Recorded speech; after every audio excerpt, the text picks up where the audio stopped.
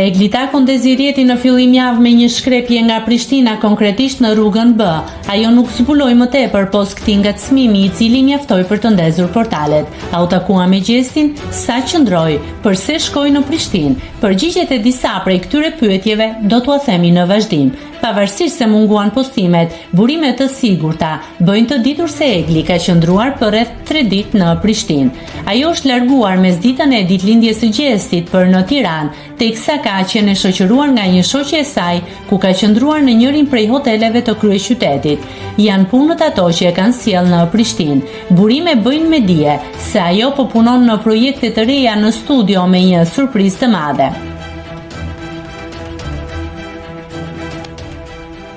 Nëse klikoni mbi butonin subscribe, do t'ju shfaqen të gjitha publikimet tona. Ju ftoj t'i bëni subscribe kanalit, të pëlqeni videot dhe të lini komentin tuaj.